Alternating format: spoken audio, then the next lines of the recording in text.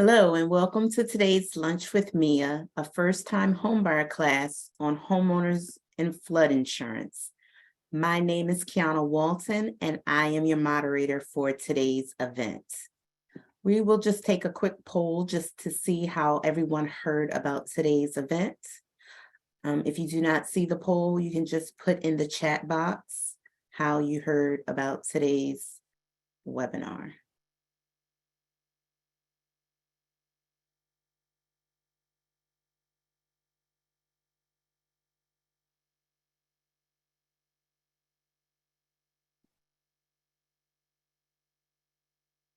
And it looks like most of you've heard from next door. So welcome and thank you for being here today. So a homeowner's policy is recommended for anyone who owns a home or condo to help protect your home and your personal belongings against damage.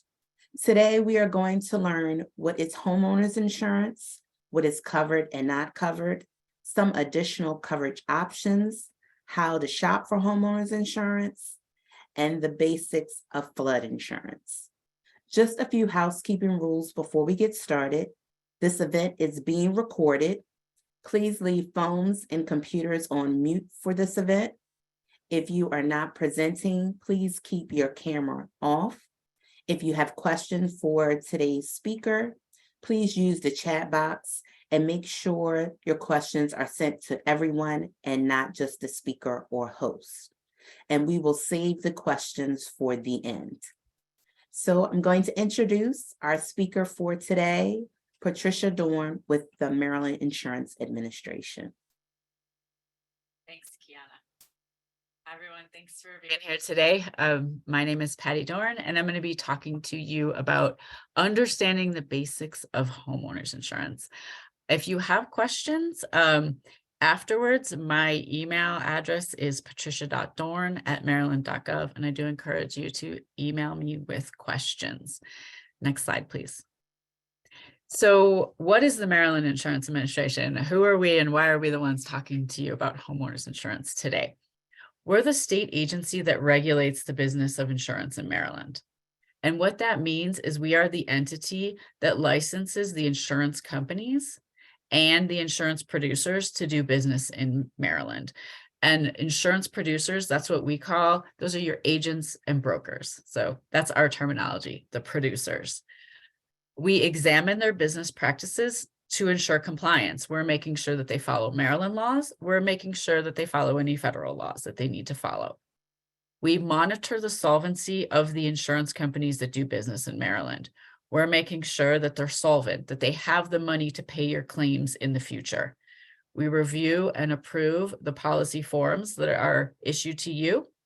And we review insurance rates, so the premiums. We make sure that those premiums charged to you are not inadequate. The insurance companies need to collect enough money to pay your claims in the future, but that they're also not excessive or unfairly discriminatory. And important, we investigate consumer and provider complaints and allegations of fraud. And so what that means to you is if you have a complaint against an insurance company or an insurance producer, an agent or a broker, you can file that complaint with us and we will investigate it, as well as investigating allegations of insurance fraud. So if you feel that your insurer or your insurance producer acted improperly, you have the right to file a complaint. So just some examples of improper actions, and there are others. You can always feel comfortable filing a complaint if you think that this is an improper action. But perhaps if they improperly denied or delayed payments of all or portions of a claim that you have in progress, if you believe that they improperly terminated or canceled or ended your insurance policy, if you believe that your insurance premiums were raised without proper notice, if you believe that an agent or a broker made a false statement to you in connection with the sale of insurance, or in connection with the processing of an insurance claim, as well as if you believe that you were overcharged for services, including premium finance charges. All right, so let's get started with the topic itself. What is homeowners insurance? So homeowners insurance helps you manage the financial risks of homeownership. Okay, so if you have a lender, if you have a mortgage, as most first-time home buyers do, that lender wants to protect their own interest in the home. And so they're going to make sure that you have homeowners insurance. Homeowners insurance may help you recover financially from a covered loss to your dwelling, the house itself, personal property, the contents in your home, and other structures. Other structures could be something like a garage, a shed, fence, etc. And homeowners insurance also protects you financially if someone is hurt or their property is damaged because of something you did or something that happens on your property, by providing liability coverage and or paying for medical payments. Next slide.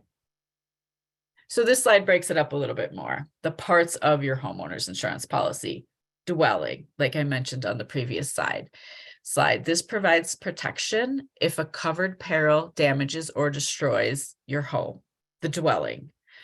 Other structures. This provides protection if a covered peril damages or destroys detached outbuildings and structures, fences, garages, something that's detached from the dwelling itself. Personal property, that's going to be the contents in your home. So under most homeowners insurance policies, you have contents coverage. So the stuff that you own in your home. This provides protection if the personal property is lost, damaged, or destroyed by a covered peril. Additional living expenses, ALE. This pays for additional expenses you incur when you cannot live in your home because of damage or loss that's covered by your policy. So additional living expenses, you're likely going to be continuing to pay your mortgage. If you have something like a house fire, you're going to still be responsible for the mortgage itself.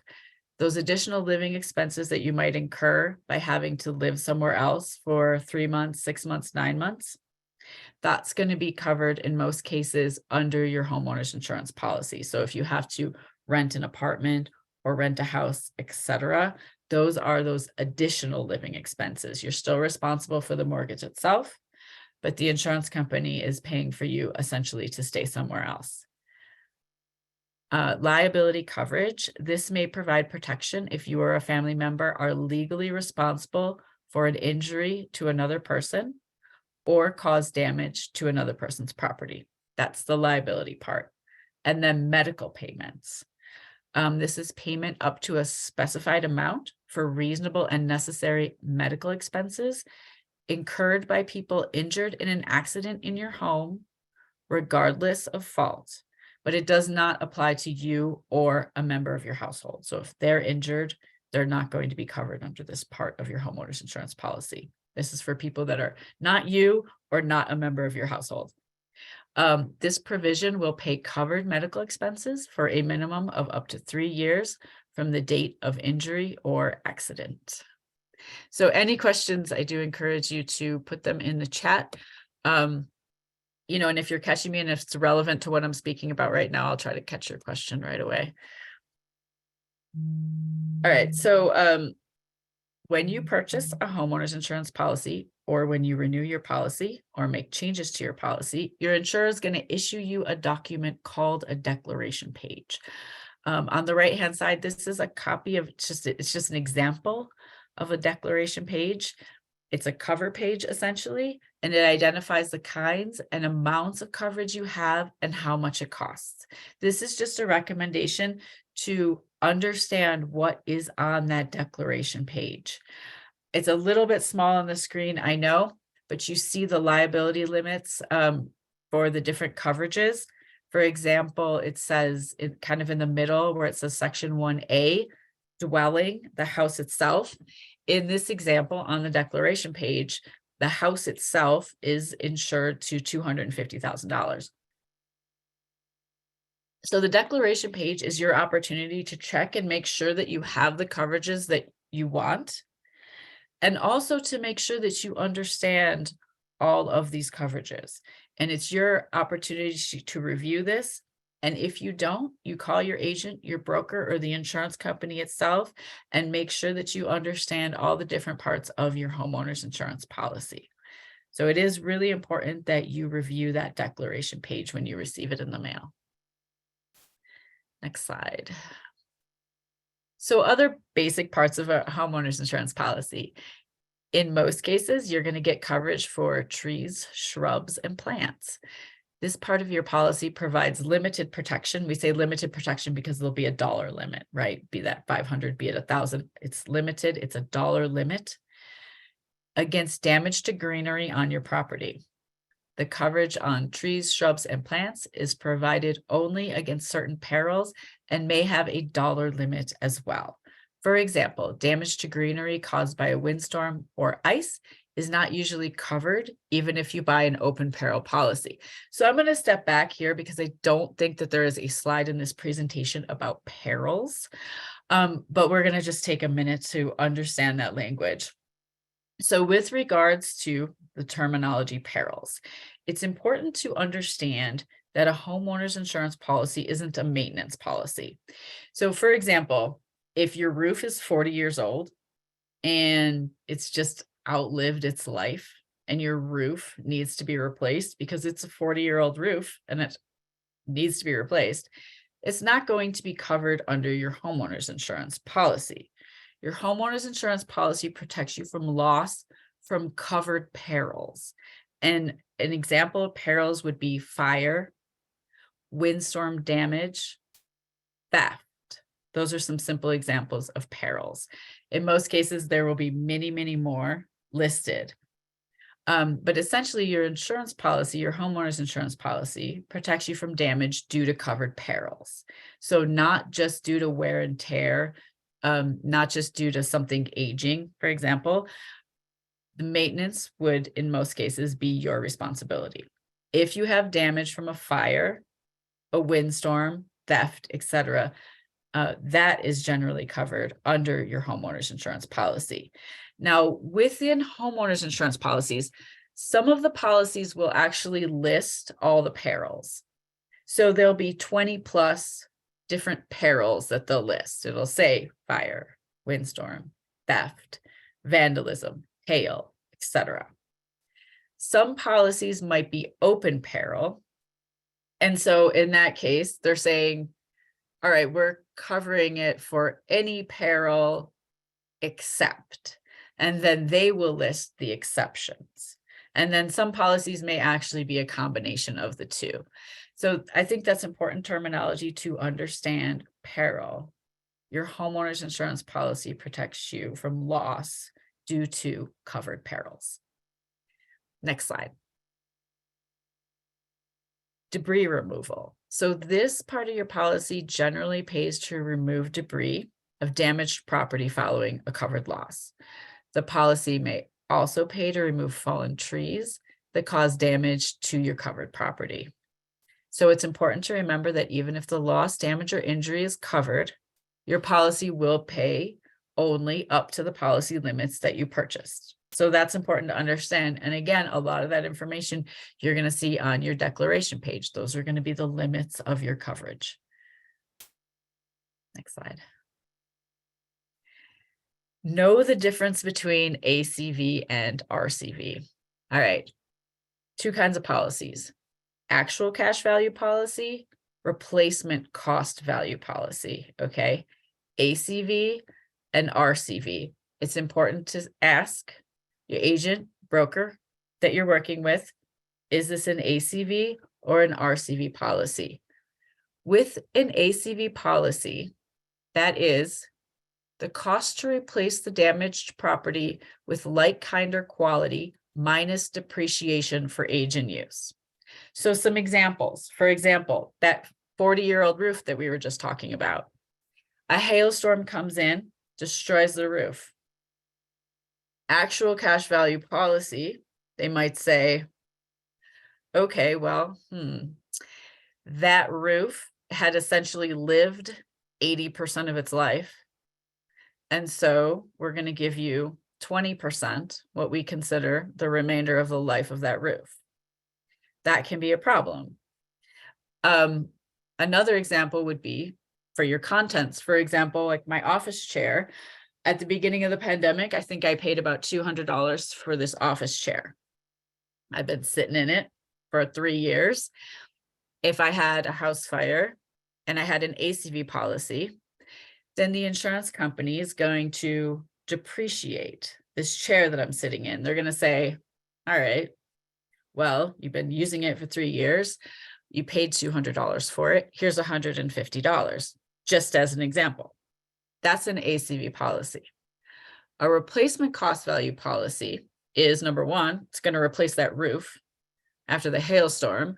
Number two, with my chair, I'm going to say I paid $200 for it. It's this chair, it's this model. And maybe this chair is selling for $225 now. And so essentially, I'm going to get my chair replaced new.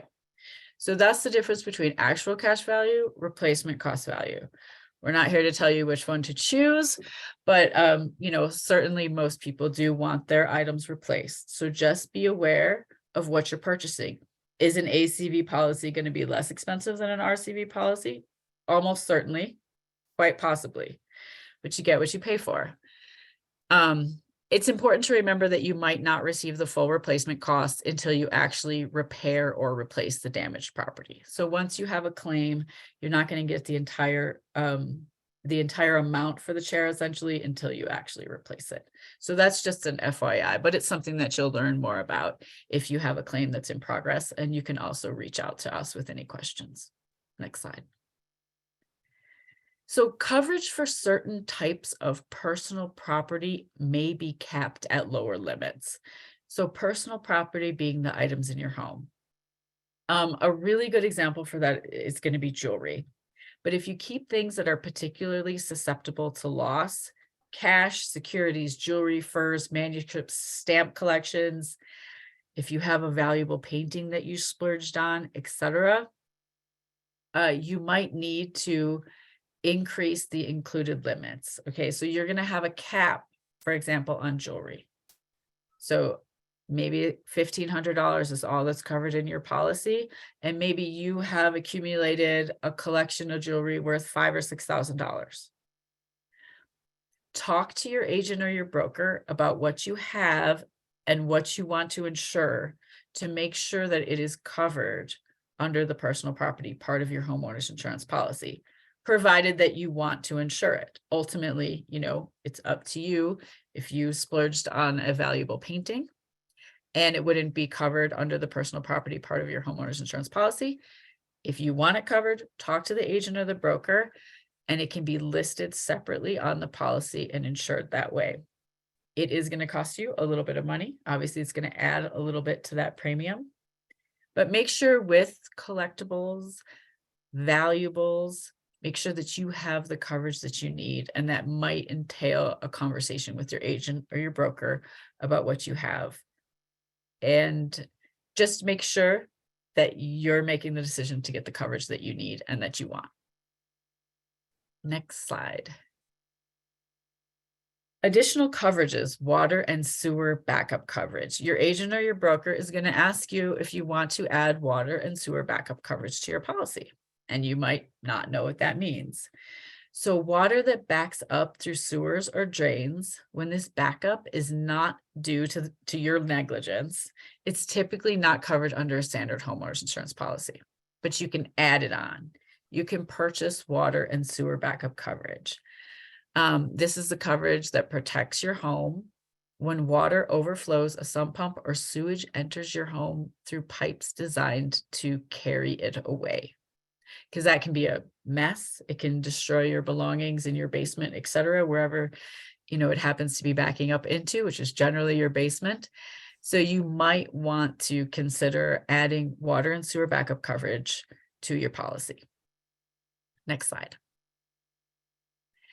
Ordinance or law coverage.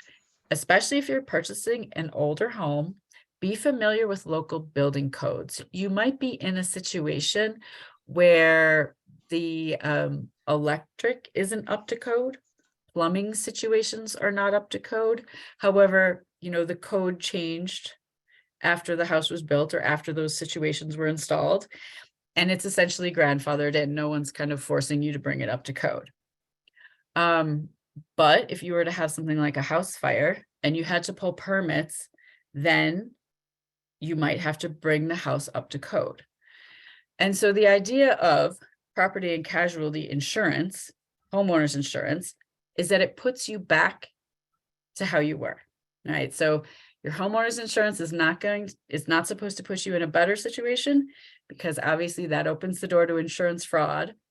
It's supposed to put you back to how you were. So a typical homeowners insurance policy is going to put you back to how you were. And if the plumbing isn't upgraded and the electric isn't upgraded, putting you back to how you were might not be good enough for your local building codes. So if you are in a situation where you're purchasing an older home, talk to your agent or your broker about ordinance and law coverage, and understand, if there's situations in your house that are essentially not up to the local building codes. And in that case, you might want to discuss adding on this ordinance and law coverage to your policy. Next slide. So the factors that influence your premium, essentially, prior claims. So some insurers may review not only your loss history, but the loss history of the property. So the property before you owned it. Some factors that they might use: the dates of the prior claims, the nature of the claim, and the amount that was paid for those claims. So that's just an FYI to you. Next slide. Other factors that may affect your premium: the construction type of the home. Is it frame? Is it brick? Is it modular, right? A brick house is going to cost more to rebuild than a frame house in most situations. And that is going to affect your premium. Your home, the dwelling itself, is insured to how much it's going to cost to rebuild your home. And that can be confusing because you associate the value of your home with its market value. All right. But your insurance policy is insuring you to what it's going to cost to rebuild the home, which might be less than the market value. If you're in a neighborhood that everybody wants to live in, it's quite possible that the market value of your home is actually more than what it costs to rebuild. It could be that the market value of your home is less than what your home is insured to. Again, it's insured to what it's going to cost to rebuild your home, not the market value itself. And that's, if it's brick, it's probably going to be more expensive than if it's frame, etc. The age of your home and your home systems, those things are also going to affect your premium. Your access to and the quality of local fire protection. You're going to be rated on a 1 to 10 scale based on how far you are from a hydrant, a fire department, and how that fire department is rated. And then discounts. So deadbolts, alarms, multiple policies, all kinds of different things can give you discounts. It is really important that you talk to the agent and the broker and you try to explore all of those options, all those discounts that you may be eligible for. Deductibles. So that's going to be a decision that you need to make. As a first-time home buyer, you need to ask yourself, what do I want for my deductible? Okay, what can I afford? The higher your deductible, in most cases, the lower your premium. So you bump up that deductible, you're going to see that premium come down. But if you're a first-time home buyer, and you just closed on your house, etc., you might be feeling pretty cash poor. So you have to be realistic with yourself. You could go into your first year with a lower deductible, $500 or $1,000, because maybe that's the cash that you have on hand. And, you don't want your deductible to be something that you can't afford. You can always bump it up next year, and you can bump it up the next year. As you rebuild your cash, you can increase your deductible and bring down your premium. But when you're first making that decision at the close, be realistic about how much cash you have. You're going to have lots of options. So choose that deductible. And next slide. Next slide. Okay, perfect. Okay, so it is important to know that in Maryland, there can be 2 separate deductibles on your policy. All right. So there's that flat deductible, 500, 1,000, 2,000, whatever it is you choose. All right. You have this flat rate deductible that's going to apply to most perils. For example, it's likely going to apply to fire. So you have a fire in your home, you chose $1,000 deductible. That means $1,000 comes out of your pocket, and then the insurance company starts to pick it up with this flat rate deductible. But in Maryland, your homeowner's insurance policy may have 2 separate deductibles. It might not. But there's a good chance it will. And the second one is going to be listed as a percentage, and it's going to be reserved for certain perils.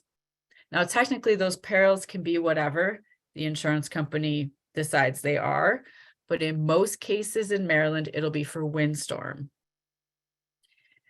So essentially, the insurance company is going to have one deductible, a flat rate for all those perils, fire, theft, etc. And they might set aside another one for windstorm. Now, it might not just be windstorm. It could be windstorm, hail. It could be essentially anything, but most commonly windstorm. It's going to be listed as a percentage. Okay, I have $1,000 deductible for all the perils except for windstorm. And now windstorm is written as a 2%. 2%, what does that mean? It is the percentage that the dwelling is insured to. So the example at the bottom is an example, it's a simple math example. If your dwelling is insured to $100,000 and your policy has a 2% deductible for certain perils, that deductible is going to be $2,000. So in this example, they have a 2% deductible. If it was windstorm damage to their roof, they're going to have to pay $2,000 out of their pocket before the insurance kicks in. But the example at the bottom, although it's relatively simple math because we're using $100,000, it's not all that realistic because it's much more likely that your dwelling is going to be insured to something like $300,000. So in that case, if the dwelling is insured for $300,000 and the policy has a 2% deductible for a windstorm, then the deductible is going to be $6,000. So realistically, it's a percentage of what the dwelling is insured to, and you need to make sure that that isn't more than you can afford. So you don't want windstorm damage to happen to your roof, and then you suddenly find out that you have to pay $6,000 out of your pocket and you don't have $6,000 to pay. So pay attention to those deductibles. If you don't remember, how the percentage deductible works and you see it on your policy, talk to your agent or your broker and have them explain it and have them tell you what that means in a dollar amount. What is that deductible going to be for you?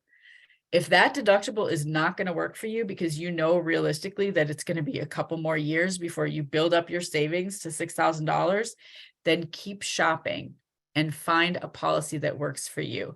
Ask if the percentage can be lowered. If it can't, continue to shop around, look at other companies, etc., and find a policy that works for you, works for your budget, and works for the amount of savings that you have to cover a deductible. Next slide. Okay, so do you have enough insurance? Most insurers require your dwelling coverage limit is equal to at least a certain percentage of the value of the replacement cost of your home, typically 80%. You might want 100%. You might want it completely covered. And then additional information regarding insuring your home to value. There are some links here to dwelling replacement cost estimators in case you're interested in that. Your insurance company is doing that for you. You're telling them it's a brick house. You're telling them there's 3 bathrooms. You're telling them there's 4 bathrooms, whatever it is, They're putting that into an algorithm, into an equation essentially, and they're calculating what it's going to cost to rebuild your home. But that information is also available to consumers. Next slide. Next slide. I'm going to come back to this one, Joyce. All right, so what types of losses are not covered? So what's not covered under your homeowner's insurance policy? Mudslide. Is that a huge risk in Maryland? Not really. Earth movement, earthquake is what that means essentially. Is that a huge risk in Maryland? It's not huge, but in 2011, if we were in Maryland, we felt the earthquake and we know it can happen. Groundwater or seepage, that is not covered under a homeowner's insurance policy, nor are you really able to get that coverage. That's going to be water that's, say, coming in through the walls of a basement. And then the big one is flood. Flood is not covered under homeowner's insurance. It might be available as an endorsement. It's usually a separate policy. While some insurance companies do offer flood policies, flood insurance can be purchased from the National Flood Insurance Program. And then floodsmart.gov is a great place to go in, put an address of a home that you're interested in, and learn to understand the risk of that home. It's really important that you as a first-time home buyer understand the flood risk of any home in Maryland that you are considering purchasing. And that's because if you're in a high-risk flood zone, your lender is going to make you have flood insurance, okay? So that's not going to be an option for you. If you're in a high-risk flood zone, you're going to have to purchase flood insurance. They're protecting their interest. And that can cost you that could cost hundreds of dollars a month. So if you're thinking of a budget, if you're thinking I have $1,300 a month, and that's going to include escrow, so the taxes, the homeowner's insurance, and the mortgage itself. And then you find out, closer to the close that you're going to be paying an extra $250 a month for flood insurance. That is not news that you want to come late in the process. You want to know what the flood risk is of the different neighborhoods that you're looking at houses in. You want to know what the flood risk is of the specific home that you are looking at. And your realtor should be able to provide you with that information. You can research it yourself at floodsmart.gov. And I'm just going to say that's not to say that if you're in a flood zone where your lender isn't going to force you to have flood insurance, it is still really, really important that you consider it. Especially, if you're just like, oh, 4 blocks away, that's where the flood zone starts. I think I'm good. Maybe not. Because maybe those flood maps are not keeping up with your current risk of flood. 25% of claims that come into the National Flood Insurance Program come from homes that are not in the high-risk flood zones. So that is important to know. So if you're 5 blocks away from that high-risk flood zone, you really need to give it some serious consideration, even if your lender isn't saying you have to have flood insurance. Because if your home does flood, it will not be covered under your homeowner's insurance. Next slide. Okay, so for a policy comparison, let's talk a little bit about flood. Flood itself, and I have another slide to cover this in a little bit more, but flood is rising waters. Generally, they're coming in from the outside. This flood isn't coming from the inside of your house. So you have a stream or a road, it's overflowing, and that water is seeping into your house. That's the insurance definition of a flood. Okay. Now, a pipe could burst in your home and cause a flood in your home, but that's not how we're defining it here. So we're going to talk about the policy comparison and what's covered under homeowners and what's covered under flood. So with homeowners insurance, a leaking roof, that's covered. Yeah, that's water coming into your house. You could even say, my house, my roof was leaking and it flooded my home. Covered under homeowners insurance. A burst pipe, covered under your homeowners insurance. A bathtub overflowing, covered under homeowners. Damage to personal property, and water backing up if you have that rider.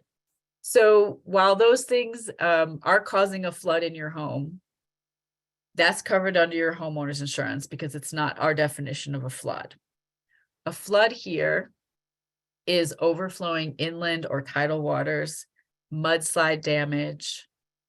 So that's the definition of a flood there. So next slide. All right. This slide helps me out a lot. The standard flood insurance policy defines flood as a general and temporary condition of partial or complete inundation of 2 or more acres of normally dry land.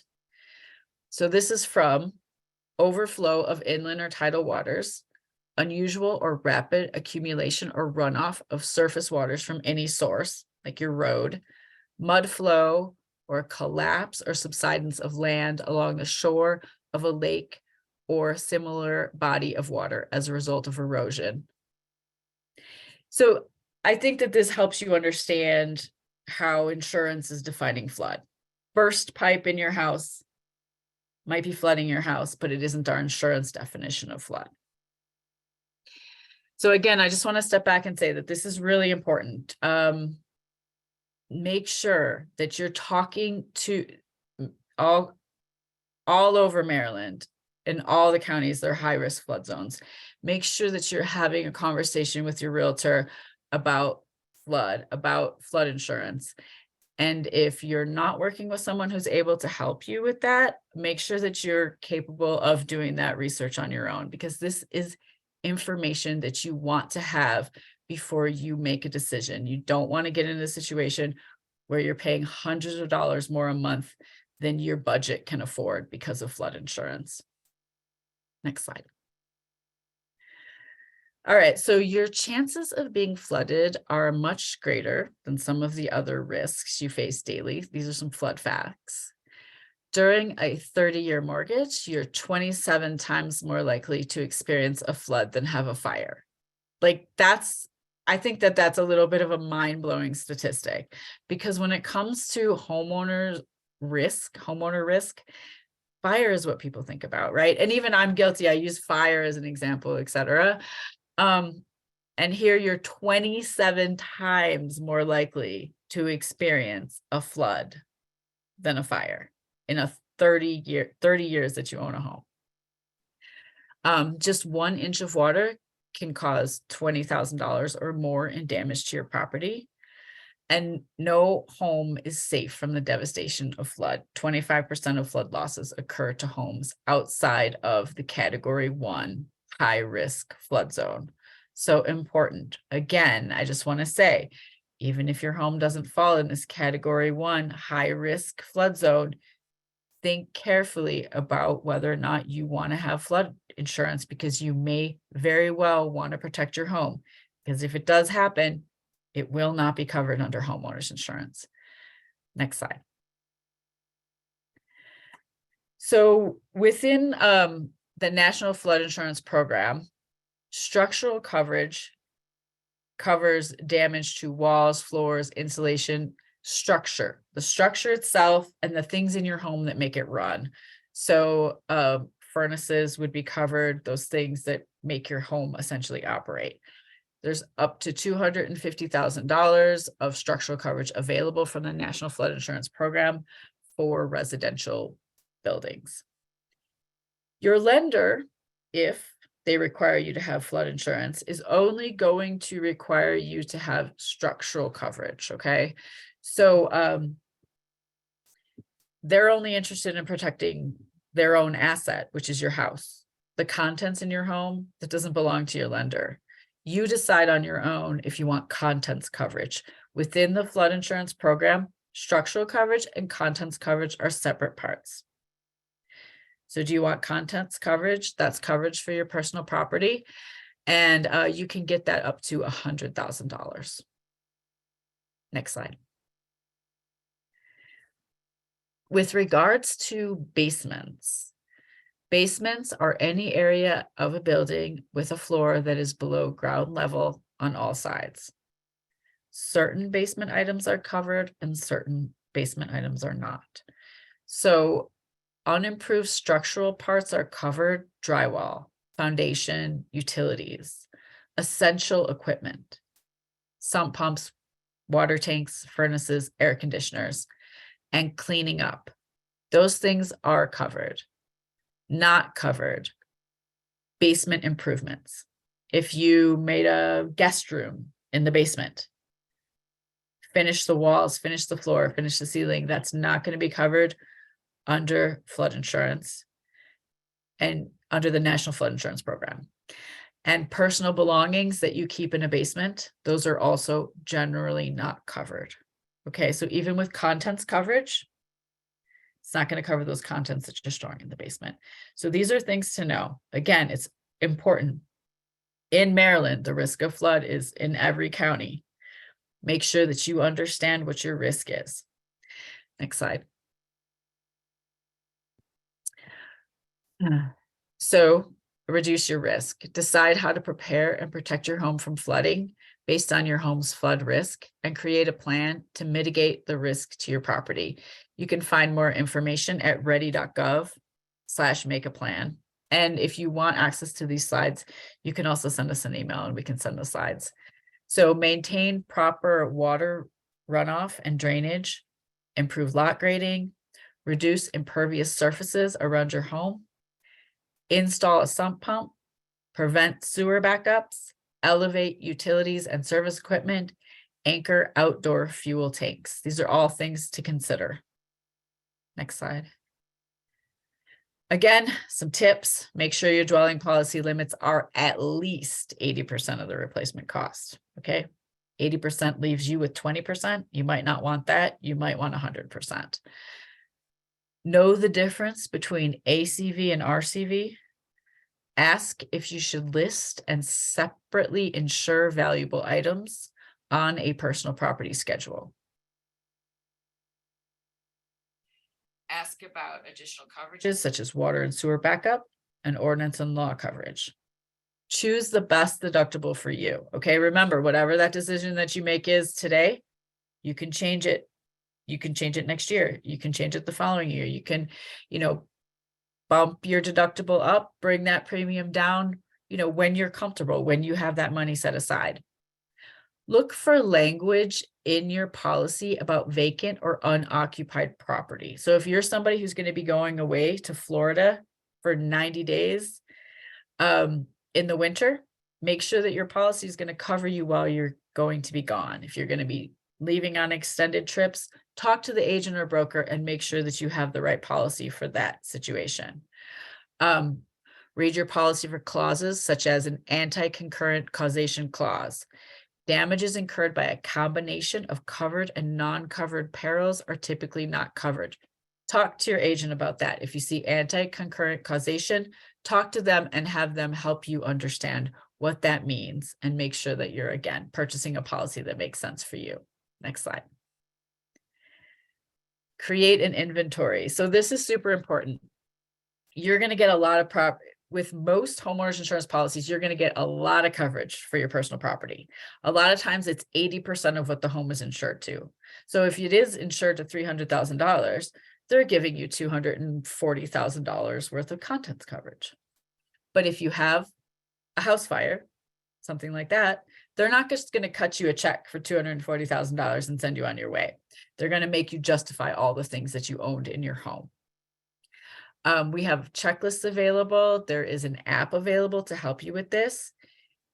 You can, of course, go through your house and write down everything that you own, etc. But the easiest way to do this is to make sure that you go through your home and you take either pictures or video, whichever one works for you. Pictures or video of all the contents in your home.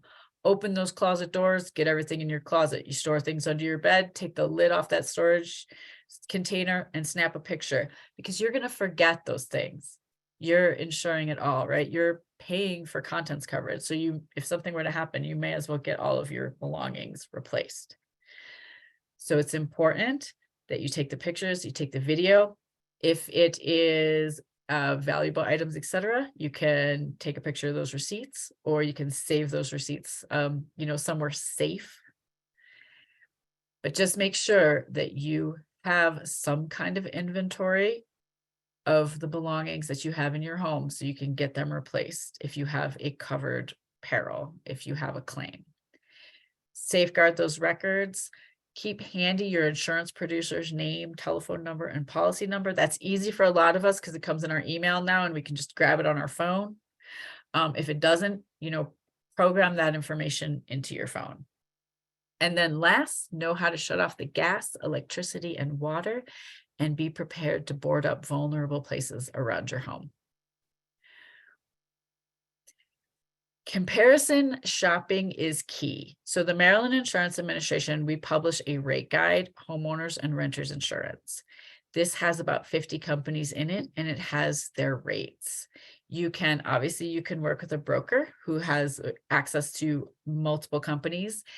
You can also shop on your own, and you can look at the rates in this homeowners insurance rate guide. You can find it online. You can ask us to snail mail it to you as well.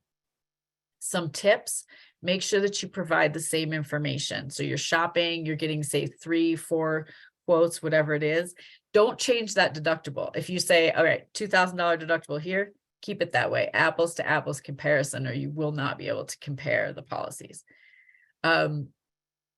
Ask about the discounts, understand the deductibles, ask about what's covered and what's excluded, and consider coverage limits, customer service, and you can always ask friends and neighbors about their experience with different insurance companies. Next slide. All right, we have lots of information, lots more information on our website. We have a consumer's guide to homeowners insurance. It'll go into some more detail about some things that I covered today. We have some tips on shopping for homeowners insurance. We have our policy worksheet, which is something that we've designed to make it easy for you to compare as you're going through and you're talking to different insurance companies to kind of track the information that you're getting from them.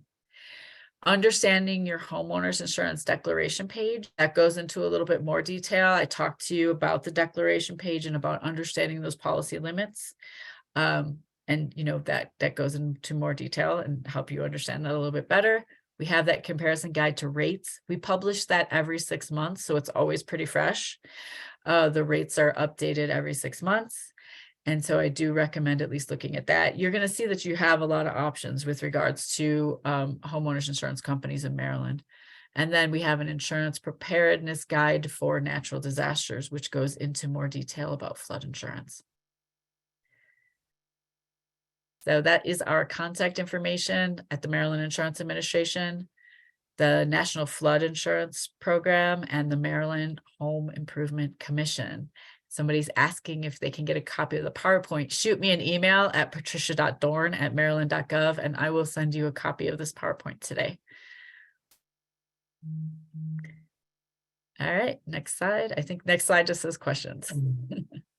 All right, so I did take up most of your time today, but we still have a few minutes for questions if anyone has any.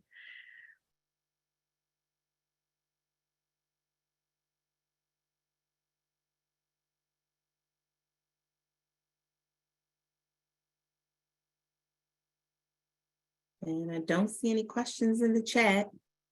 So Patty, that just means you did a thorough job on explaining about homeowners and flood insurance. So. Thanks, Kiana. All right, well, thank you everybody for attending today's event. Your first time homebuyer class on homeowners insurance and flood insurance.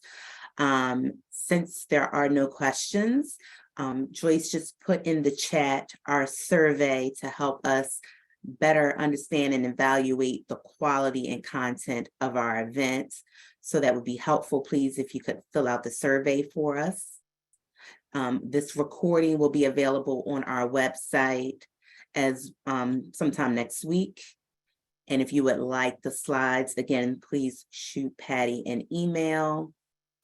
Also, you can get on our website to find out about our upcoming events that will also be listed on our website as well, or you can subscribe to have our outreach calendar delivered right to your inbox. You can always reach us either on Facebook, Twitter, LinkedIn, And again, if you have any questions, comments, or complaints, you can always contact the Maryland Insurance Administration. So thank you again, everybody, for attending today's event. And again, you will find this presentation on our website.